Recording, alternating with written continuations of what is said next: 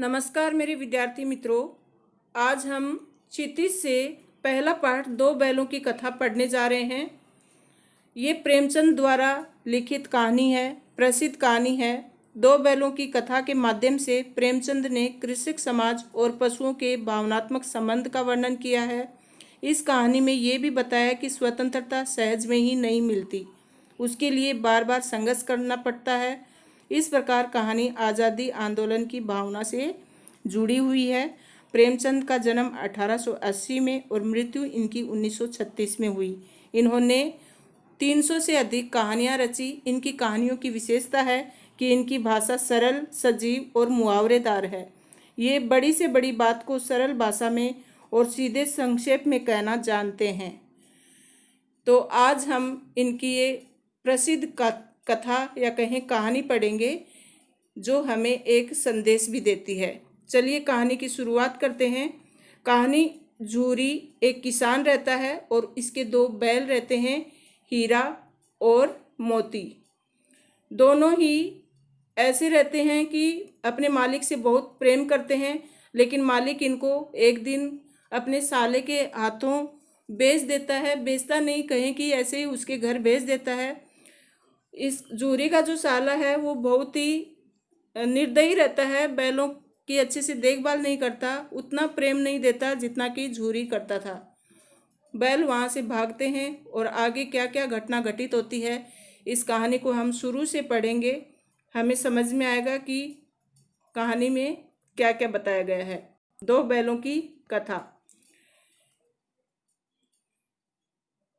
जानवरों में गधा सबसे ज़्यादा बुद्धिमान समझा जाता है।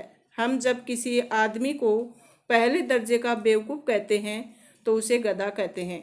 गधा सचमुच बेवकूफ़ है या उसके सीधेपन, उसकी निरापद सहिष्णुता ने उसे ये पदवी दे दी है, इसका निश्चय नहीं किया जा सकता। देखो, जानवरों में तो सबसे समझदार मानते हैं गधे को, लेकिन मनुष्य में हम सबसे ज़्यादा जो बेवकूफ़ होता है उसको कभी भी गधा बोल देते हैं। तो जबकि गाय, कुत्ता और गधा, इन तीनों को ही हम बेवकूफ़ की श्रेणी में मानते हैं। मतलब जो एकदम सीधा होता है उसको गाय बोल देते हैं, जो एकदम ऐसे ही आवारा घूमता है उसको कुत्ता बोल देते हैं, और जो बेवकूफ़ होता है उसको गधा बोल देते हैं। लेकिन ब्याही हुई गाय को अनायास ही सिंहनी का रूप धारण कर लेती है, मतलब शेर के जैसे मारने को दौड़ती है। कुत्ता भी बहुत गरीब जानवर है, लेकिन कभी कभी उसे भी क्रोध आ जाता है, किंतु गधे को कभी क्रोध करते नहीं सुना न देखा। जितना चाहो गरीब को मारो, चाहे खराब सड़ी हुई घास सामने डाल दो, उसके चेहरे पर कभी भी असंतोष की छाया नहीं दिखाई देती। बैसाख में चाहे एक आध बार कुलेल, कुलेल मतलब खुशी मना ले, क्रीड़ा कर ले, खेल ले, मतलब बैसाख गधे का एक उसका प्रिय महीना माना जाता है।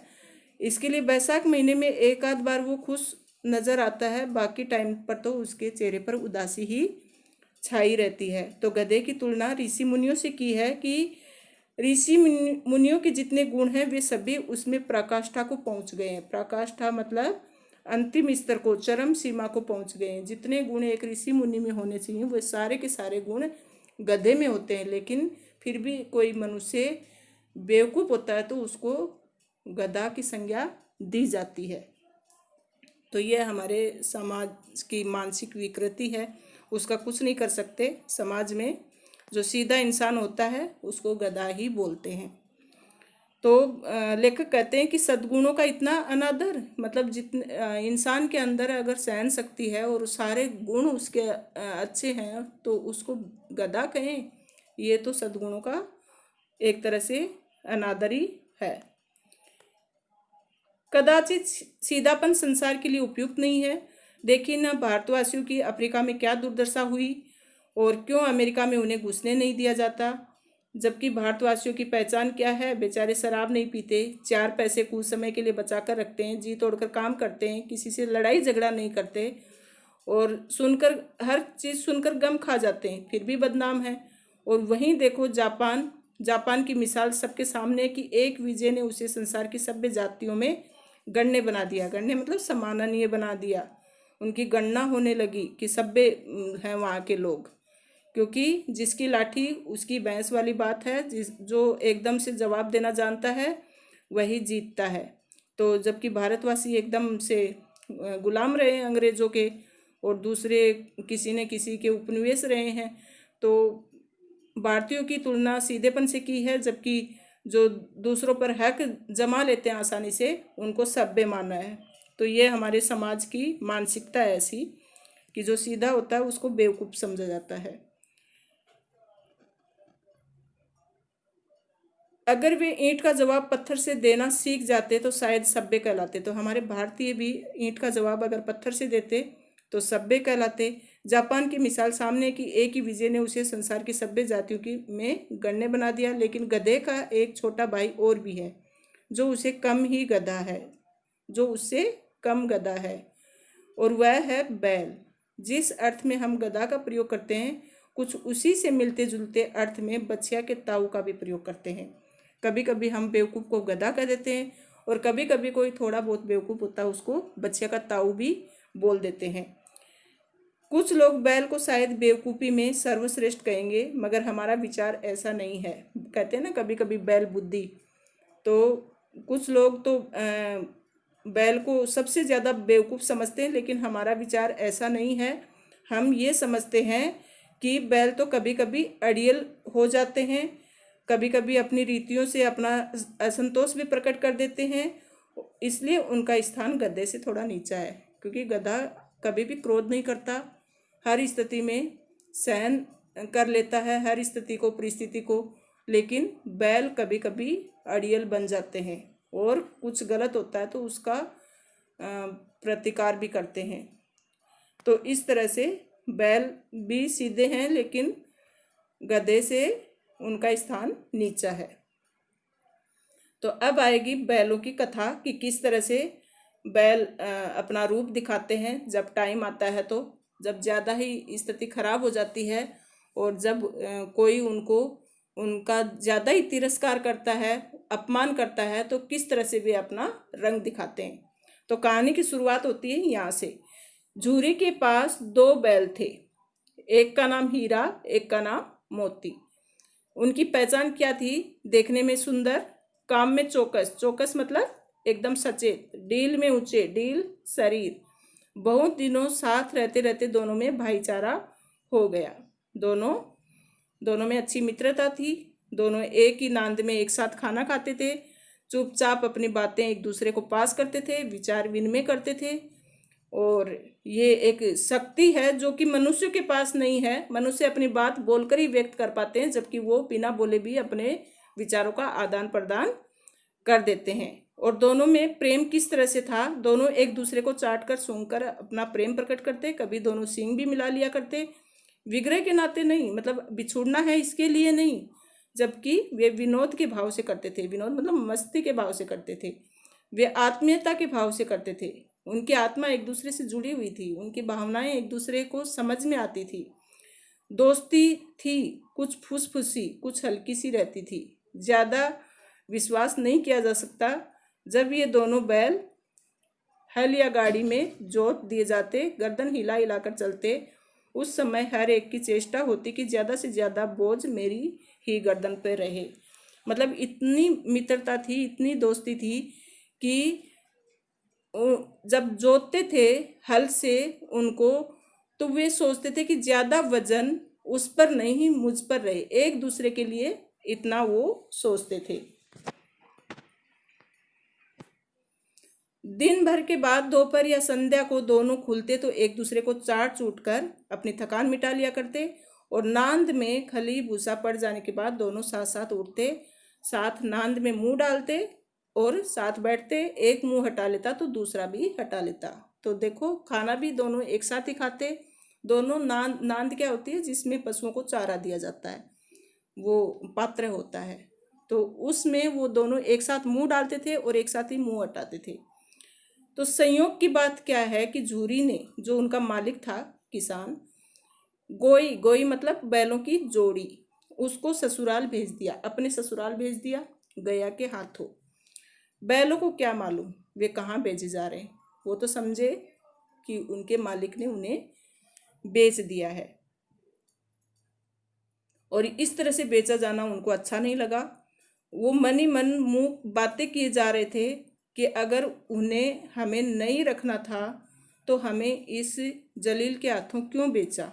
हमने तो उनकी सेवा में कोई कसर नहीं छोड़ी, इतनी मेहनत से हम काम हमारा हमसे काम लेते थे, हमें तो उनकी चाकरी में मर जाना भी कबूल था, कभी दाने चारे की शिकायत भी नहीं की, फिर तुमने हमें इस जालिम के हाथों क्यों बेच दिया। तो इस तरह से वो मूक भावना से मन ही मन एक दूसरे से बातें करते हुए जा रहे थे, लेकिन गया के दांतों में पसीना ला दिया। झूरी ने तो उनको वहाँ से घर से विदा कर दिया, पर गया को इन दोनों को ले जाने में काफ़ी मशक्क़त करनी पड़ी, क्योंकि दोनों कभी पीछे से भागता तो दाएं बाएं, आगे से दाएं बाएं हो जाते, आगे से उनको रोकता तो पीछे पांव जमा लेते। इस तरह से वो वहाँ से निकलना ही नहीं चाहते थे, लेकिन गया कैसे भी करके उनको अपने घर ले गया। फिर देखो क्या होता है, संध्या समय दोनों बैल अपने नए स्थान पर पहुंचे। दिन भर के भूखे थे, लेकिन जब नांद में लगाए गए तो एक ने भी उसमें मुंह नहीं डाला। दिल भारी हो रहा था, वो दुखी थे मन से अपने मालिक से बिछुड़ने पे कि मालिक ने हमें क्यों इसके हाथों बेच दिया, क्यों हमें भेज दिया, अपने से दूर क्यों कर दिया। हमने तो मेहनत में कोई कसर नहीं छोड़ी थी, फिर भी मालिक ने हमें यहाँ से निकाल दिया क्यों। इसलिए उनका दिल भारी हो रहा था, वो मन से काफ़ी दुखी हो रहे थे। जिसे उन्होंने अपना घर समझा था वह आज उनसे छूट गया। ये नया घर, नया गांव, नया आदमी उन्हें बेगाने मतलब पराये से लगने लगे। दोनों ने अपनी मुख भाषा में सलाह की, एक दूसरों को कनखियों से देखा और लेट गए। जब गांव में सोता पड़ गया तो दोनों ने जोर मारकर पगा तुड़ा डाले। पगा मतलब उनके मोटी रस्सी से उनको बांध रखा था, तो वो तुड़ाकर वहाँ से भागे। इतनी मोटी रस्सी थी लेकिन फिर भी तोड़ ली उन्होंने। पर इन दोनों में इस समय दूनी शक्ति आ गई थी, एक एक झटके में रस्सियां टूट गई। झूरी प्रातःकाल सोकर उठा तो देखा दोनों बैल उसके पास आ चुके थे और झूरी बहुत खुश हुआ। दोनों के घुटने तक पांव कीचड़ से भरे पड़े थे। दोनों के आंखों में विद्रोह झलक रहा था। क्यों? किसके प्रति? झूरी के प्रति, जबकि स्नेह भी था साथ साथ में, कि अपने मालिक को गुस्से से भी देख रहे थे और प्यार से भी देख रहे थे कि क्यों हमें आपने उसके हाथों बेच दिया। और वहाँ से अपने मालिक के पास आ जाते हैं और मालिक जो झूरी रहता है वो बहुत खुश होता है उनको देखकर। वह तो खुश होता है, उनको गले लगा लेता है, लेकिन जब झूरी की पत्नी आती है तो उसको बड़ा गुस्सा आता है। घर और गांव के लड़के जमा हो गए, तालियां बजा बजा कर उसका स्वागत करने लगे। गांव के इतिहास में ये घटना अभूतपूर्व न होने पर भी महत्वपूर्ण थी। ऐसी घटना नहीं थी कि भाई ये इससे पहले कोई ऐसी घटना नहीं हुई, लेकिन फिर भी ये सबको महत्वपूर्ण लग रही थी। बाल सभा ने निश्चय किया, बच्चों की टोली ने निश्चय किया कि इन पशु वीरों का अभिनंदन करना चाहिए। कोई अपने घर से रोटियां लाया, कोई गुड़ लाया, कोई चोकर लाया, कोई भूसी लाया। एक बालक ने कहा, ऐसे बैल किसी के पास नहीं होंगे। तो दूसरे ने भी समर्थन किया। दूसरे ने क्या कहा, इतनी दूर से दोनों अकेले चले आए। और तीसरे ने कहा कि वे उस जन्म के आदमी हैं। इस तरह से बच्चे बैलों के बारे में कुछ कुछ कमेंट्स पास करने लगे।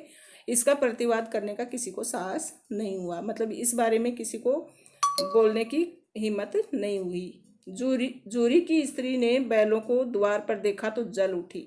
अब झूरी की जो पत्नी थी उसको बड़ा गुस्सा आया कि कैसे नमक हराम बैल हैं, एक दिन वहाँ काम न किया और भाग खड़े हुए। नमक हराम काम जिसका खाते हैं उसका काम करना चाहिए, तो ये तो ऐसे हैं कि काम किया नहीं और वहाँ से भाग आए। झूरी अपने बैलों पर आक्षेप न सुन सका। आक्षेप आरोप नहीं सुन सका झूरी बिल्कुल भी, और बोला कि चारा दाना न दिया होगा तो क्या करते, वहाँ से आ गए। तो स्त्री ने रोब के साथ कहा, रोब गुस्से के साथ कहा, तुम ही तो बैलों को खिलाना जानते हो, और तो सभी पानी पिला पिला कर ही रखते हैं। तो झूरी ने चिढ़ाया, चारा मिलता तो क्यों भागते। तो झूरी को गुस्सा आ गया कि अगर चारा दिया होता तो क्यों भागते। स्त्री चिढ़ गई, भागे इसलिए कि लोग तुम जैसे बुद्धुओं की तरह बैल को सहलाते नहीं, खिलाते हैं तो रगड़ कर जोतते भी हैं। ये दोनों ठहरे कामचोर, भाग निकले। अब देखो कहाँ से खली और चोकर मिलता है। तो झूरी की पत्नी को गुस्सा आ गया, उसने बोला कि ये कामचोर हैं इसलिए वहाँ से भाग आए। और मेरे भाई और मेरे घर वाले ऐसे नहीं हैं कि इनको बैठे बैठे खिलाएं। अगर इनको सहलाते हैं तो रगड़ कर जोतते भी हैं। आप तो सिर्फ सहलाते हो, इनसे काम नहीं लेते, इसके लिए ये यहाँ भाग गए। अब देखती हूँ इनको कहाँ से मतलब खली चारा ये सब मिलता है, एकदम सूखा चारा इनको खाने को दूंगी। फिर देखो क्या करती है। वही हुआ जो कि पता था कि उसकी पत्नी ने उनको चारा नहीं दिया और बैलों को खाली सूखा भूसा दिया। बैलों ने नांद में मुंह डाला तो फीका फीका, न कोई चिकनाट न कोई रस, क्या खाएं। आशा भरी आंखों से द्वार की ओर ताकने लगे। जूहरी ने मजूर से कहा, थोड़ी सी खली क्यों नहीं डाल देता वे। मतलब अपने जो काम करता था लड़का, उससे कहा, अरे थोड़ी सी खली डाल देना, इनको ऐसे कैसे खाएंगे। लेकिन मजूर भी डरता था, मालकिन मुझे मार ही डालेगी। तो बोला, चुरा कर डाला ना दादा, पीछे से तुम ही उन्हीं किसी कहोगे। बोले कि नहीं, मैं ऐसा काम नहीं करूँगा, बाद में आप ही बोलोगे कि इसने डाला है। तो वह भी डर रहा था। तो चलिए बच्चों, यहाँ तक आपको समझ में आ गया होगा। अब इसके आगे का हम पढ़ते हैं।